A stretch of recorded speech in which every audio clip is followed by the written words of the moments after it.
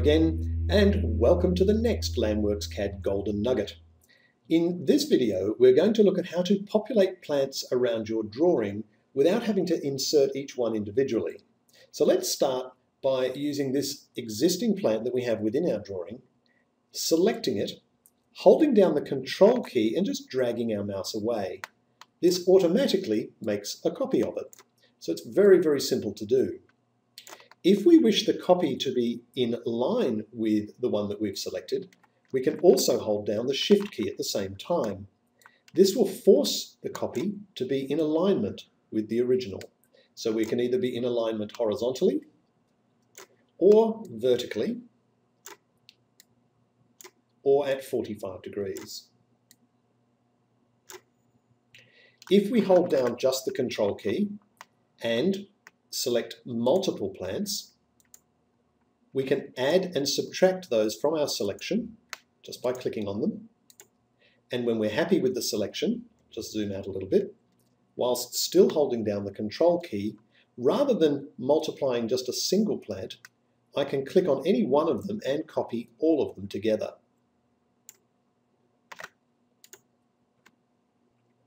So very quickly, you'll be able to populate your drawing with multiples of the same plant.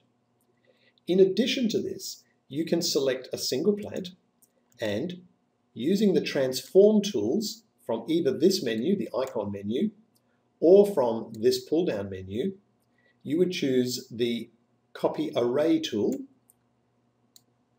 which is this item here, and you can specify either a rectangular or circular copy or array of the chosen plant. Here I'm going to select a 6 meter spacing between each of the plants, both in the X direction and the Y direction, and I'm going to have 6 rows and 6 columns. Select OK, and they are automatically generated as part of your drawing, which is excellent for formal areas. In addition to this, we can copy an object along a given path. Let's first draw a pathway. We'll choose a curve, and I'll just build a path from here all the way through. We'll make it fairly complex in terms of copying along. So this could be a garden edging. Oh, drawn it in pale yellow. Let's choose that to be a different color. We'll make that black. So by selecting it and choosing black, I've now made that curve black. Makes it a little bit easier to see. Choose the plant that you wish to copy along the curve, this one here, and then again, choosing the transform commands, choose the copy along option. Specify how many plants or the distance between them. So you can either choose a spacing and specify the distance between them, or you can choose a quantity, that's how many that you want, and it will then equally space them along that curve. So in this case, I'm going to have 15 copies plus this one, so I'll end up with 16 all the way along this curve. Select OK and then follow the prompts. Locate the origin, so I'm going to select the center of this object, a bit hard to see but select it anyway, and then locate the curve itself. Again, I'm just following the prompt. And now I have multiple copies of that tree all the way along that curve. If I have an unusual shaped area that I wish to populate with plants, I can simply create that area as a plane. A plane is like a hatch pattern, so choosing the planes here, or the plane surface commands tool, and then choosing from any one of these 4 first commands, I'll right click on one of them. This gives me the opportunity to select what type of surface or plane I'm going to put in. In this case, I'm going to choose a solid fill rather than a bunch of hatching lines. And I'm going to select OK. I'm drawing in a pale yellow color. That's this one here, because I don't wish my plane to be a dark color. And I'll just insert a plane of unusual shape.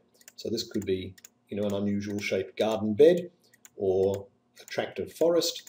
And I'm just picking a range of points here. And I may wish that within this space, I'm going to populate this area with plants, the same plant that I've got here, but I'm going to do it in a variety of different ways. The first way, using the Insert Proposed Plant tool and choosing the region option within that tool, is to do it in exactly the same way as we did previously by using square planting.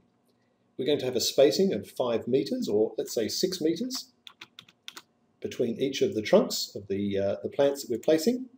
And I'm ticking this option to make sure that we visibly can actually see the figures rather than just apply information to the surface without actually seeing the tree in position.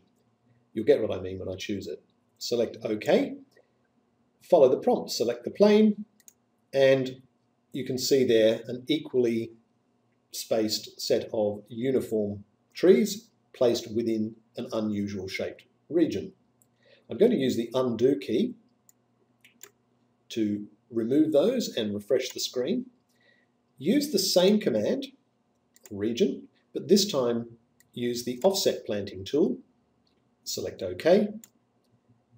And this time you can see that every second row is offset.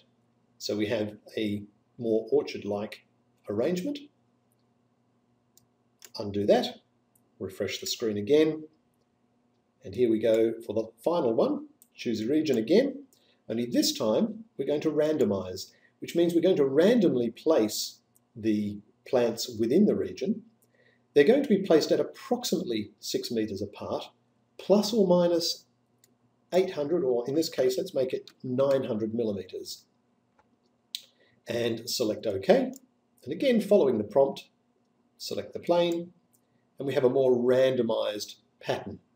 Let's see that in a more obvious way by changing the random factor to a much greater level.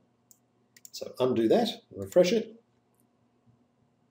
back to the command, random. This time, we're going to randomize by 2 meters.